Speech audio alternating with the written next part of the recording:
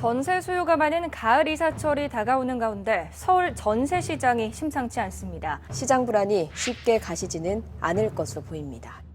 본격적인 가을 이사철. 요동치는 전세 시장. 임대차 3법이 본격적으로 정착되고 임차인 전환율 조정 등 보완 방안이 시행되면 전월세 시장 안정에 크게 기여할 것으로 기대됩니다. 임대차 3법이 발표된 지 한 달째. 서울 전세 시장에서는 어떤 일들이 벌어지고 있을까요? 전세 대란의 실체, 그 현장을 찾아가 봤습니다.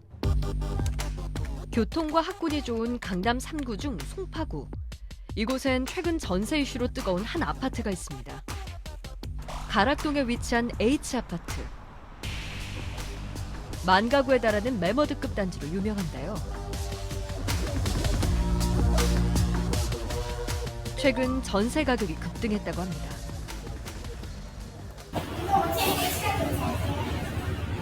지금 가격이 그 정도인 거죠.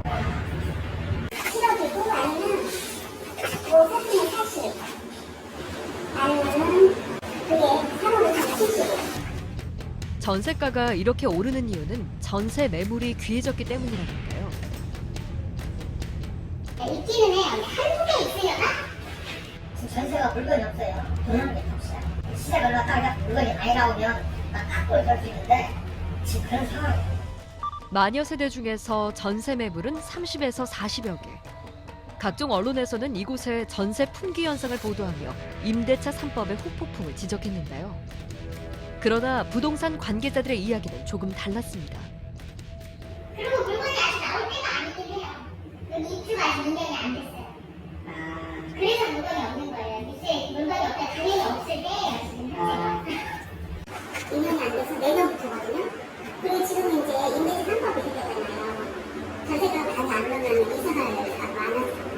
딴 데 다 올라잖아요. 송파 H아파트의 첫 입주는 2018년 12월. 전세 계약 기간은 최소 2년. 만기일은 아직 돌아오지 않았습니다. 퇴거하는 사람이 없으니 매물이 적은 건 당연한 일인데요. 이게 기사가 나오면 항상 그 시장을 움직이더라고요. 그래서 굉장히 다각도로 봐야 되고 섬세하게 접근을 해야 된다고 생각을 하는데 이번 임대차 3법의 경우에는 그런 언론 보도가 좀 없어서 좀 아쉬움이 좀 있습니다. 그렇다면 임대차 3법 발표 후 전세 시장엔 어떤 움직임이 일고 있을까요? 한 개도 없어요. 다른 데는 같은 30%대로 나오려면 1월, 2월 정도밖에 없어요. 전년도와 비교해 전세 매물이 현저히 줄어들었다는데요. 원래도 잘 없었는데 지금은 더 없어졌어요. 임대차 3법 개정되고 난 후에 더 없어졌어요. 왜냐면 다 재계약하니까. 2019년 8월에 비해서 주택 임대차 거래 건수 신고된 것만 따져보면 상당히 많이 줄은 건 사실입니다. 약 39% 정도가 줄었어요. 그래서 전세만 줄은 것이다 이렇게 생각하시고 보도를 하시는 경우들이 있는데 월세도 상당히 많이 줄었습니다. 갱신 청구권을 행사해서 그렇게 된 거냐? 그건 아닙니다. 8월 달에 갱신이 된 것들은 아직 그 기간이 법 개정이 한 달이 안 남았었거든요. 시간적 여유가 없었어요. 그러니까 이거는 임대인하고 임차인하고 합의를 해가지고 그렇게 많이 갱신을 했다는 것을 알 수가 있는 겁니다. 임대차 보호법 발표로 기존 세입자들이 계속 살기를 원하는 경우가 많아진 겁니다. 정부 정책이 맨날 쏟아져요. 근데 쏟아지는데 이번 정책은 임대 시장에는 조금 강력해요. 집주인 임대인들도 이게 4년 동안 못 올린다. 이런 불안 심리도 있고. 그러니까 임차인들도 코로나19 때문에도 그러고 움직이면 돈이니까 안 움직거려요. 기존 세입자들은 움직이지 않고 전세 매물은 없는 상황. 그렇다면 그 피해는 누구에게 돌아갈까? 그러니까 새로운 지금 방 얻으시는 분들이 거의 신혼부부들이 많더라고요. 그 사람들이 못 얻는 거예요.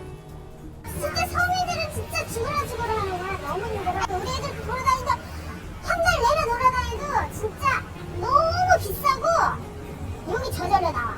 정말. 그러면서 어떻게 애들을 결혼을 하라 그럴까? 신혼부부는 집을 구해하고 결혼하든지 말든지 하지. 신규 세입자의 경우에는 이제 지금 어쨌든 전세 매물이 없으니까 굉장히 고통을 겪는 것 같아요. 보통 신혼부부나 아니면 이번에 독립한 청년들이 많아서 이런 고통이 더 커지지 않았을까. 제가 그 후자거든요. 사실. 네. 전셋집을 구하러 다니고 있는.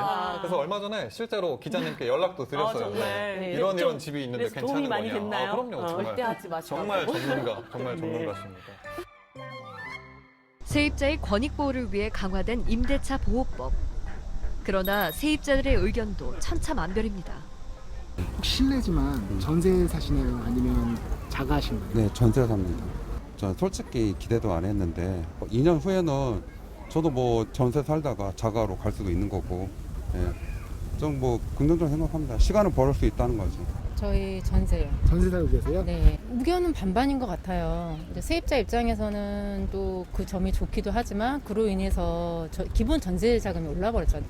그 4년이라는 기한이 끝나면 어쨌든 또 옮겨야 되잖아요. 이사를 해야 되는 입장에서는 좀 부담스러운 건 사실이에요. 신규 전세 수요자들의 발길은 서울을 넘어 수도권까지 이어지고 있다는데요. 전세 물량의 공급 상태를 알 수 있는 전세 수급 동향지수. 200에 가까울수록 공급 부족을 의미하는데 서울은 지난주 189.7로 집계됐습니다. 경기도 상황은 더욱 심각했는데요.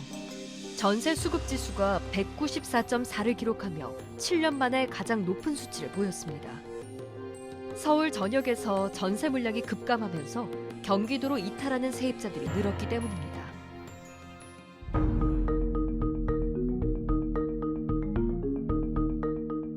일산 신축 아파트에 등장한 10억짜리 전세 매물. 3달 새 무려 2억 5천이 급등했다는데요. 서울 전세가의 풍선 효과로 경기도 전세가 역시 오름세입니다.